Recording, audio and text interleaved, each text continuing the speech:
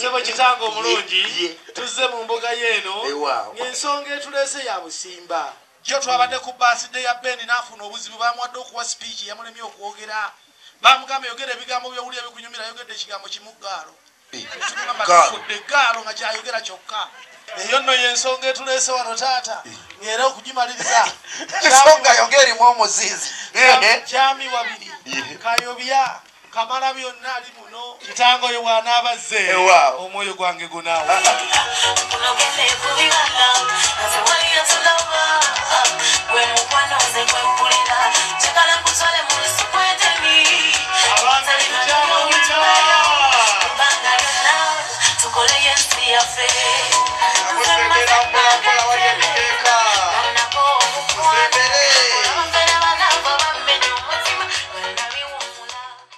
Mwanyinaze abagenyi abo obamanyi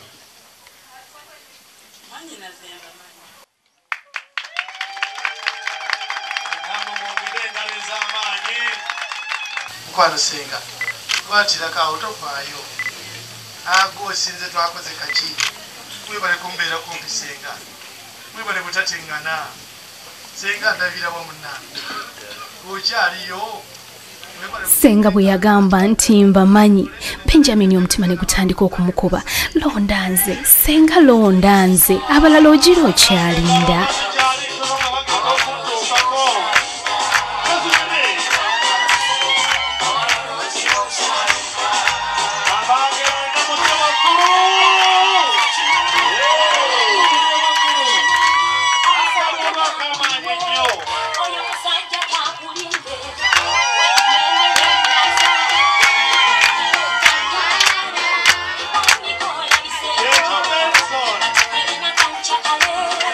omwana azaalibwa mu nnyumba bw'atyo ne senga yakwata omwami we so handsome black in color with lovely eyes agoogera ebingi eri Jovia Nassozi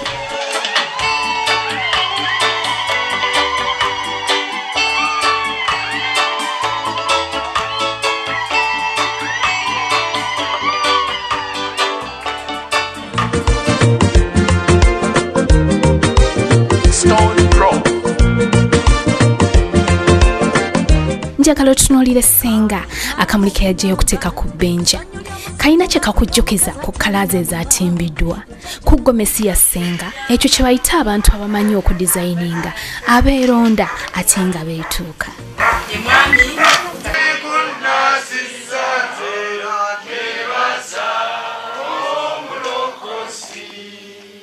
Jovia yazaalibwa obuzaalibwa mwana wa wano aweebwayo omutwalo twaze tweteeseteese bulungi Benjamin byawandiikibwa obimanyi bulungi bayibega nti awaayo omutwalo gwe bawaayo omukazi weeteeseteese omutwalo ngweyonze gundi bamuwenze abalongo bali awo n'obugagga buli awo sembere wataata oyinza okwogera taata ndeese omutwalo nsaba ompe Jovia abeere mukyala wange ngeza singa osobola okwogera nga bikubuze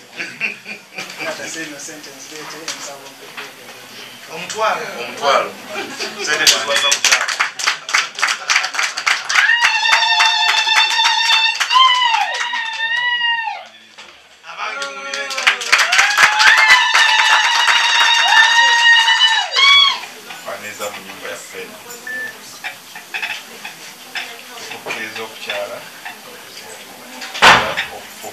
omwana atozaalidde mu nnyumba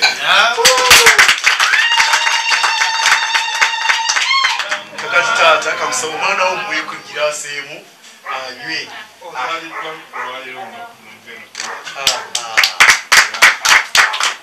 kabone akalaga nti ozaaliddwa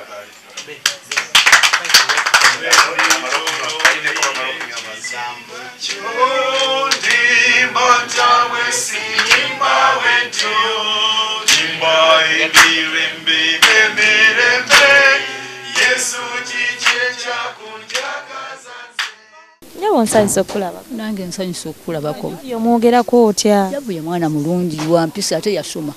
Kakati njagala obeere ng'osibirira Jovia entanda inaamutambuza bufumbo. Jovia mwana wange. Njagala obeere wa mpisa maka. Maka owulire babalamu b'owanirizenga bataata bamaama abakuzaalanga nze bwe nkuzaala bateekemu ekitiibwa ate mu bufumbo neetaaga obenga osonyiwa. Tuyanze nnyo maama. Tuyanzege gwe maama ani? Nze mama Gertrude Nalongo. Maama naye baako obugambo bwogamba Jovia munange. Jovia nkwebaza nnyo okutuleetera essanyu maka muno. Weebale nnyo kubeera mwana mulungi. Weebale nnyo twesa kitiibwa leero. Naye mbadde nkusaba obeere mwana mulungi nga bw'obadde. Beera ng'okola nnyo nga bw'obadde. Yagala nnyo Katonda, weesige Katonda. Abantu bagamba nti obufumbo buzibu, naye si buzibu. Gw'obufuula ky'oyagala. Olina okuba ng'oyagala omwami wo, ng'omuteekamu ekitiibwa, nga musaba mwembi. Mufube okulaba nti musaba mwembi, manyi wabeerawo obuzibu obutonotono. Naye olaba nga ebintu biganye, koowoola Katonda. Ajja kubeerawo, ajja ansarenga esaala zo zonna z'obeera nga ebizibu byonna bibeera ng'olina ku mutima. Mbadde njagala nnyo nti omwami amututte Ben leero gwe tuzadde leero ayagala omwana waffe. Mbadde musaba amwagale nnyo kubanga Jovia mwana mulungi era nkimanyi agenda kukola obufumbo bulungi. Gikyali Emikolo Nambaga ku Bukedde TV. Tubaagala nnyo ketambule ffenna.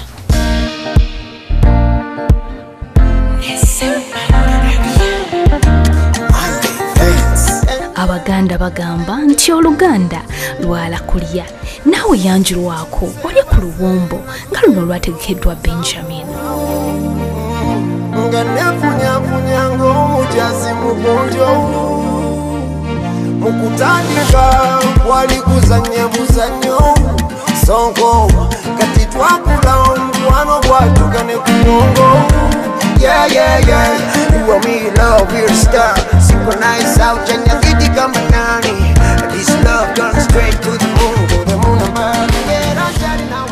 Omugole bakyagenda mu maaso n'okubeera nga bamukolako era nga Benja akyamutetenkanya anyumye bannange. Omwana obukomo, omwana obugalo, omwana ka smile, omwana ka jirali. Bannange menye kindeke ki. Alabise bulungi. How are you, dear? I'm okay. How are you? Bampita Jovia Nassozi ngava Houston, Texas. Galero ngenda kwanjula Benjamin Omagor Osiri wabakadde bange. Bolirako omwami akoze kuba muyita Ben. But Ben is my life. So sako babuzeeko abeeyo mu lulimi lwammwe. Hello everyone watching from Houston, Texas. My mom, my friends, my in-laws who aren't able to make it today. Just know we miss you, but we're happy, the day has come. Bwani? Nze bampita Jovia Nassozi. Omwana omuganda n'obanga n'olulimi lwakyo. Oseereza oluzungu. Nedda. Ate oluganda okyaluma. Narondumanyi ndwogera. How long have you been there? 4 years. Yes.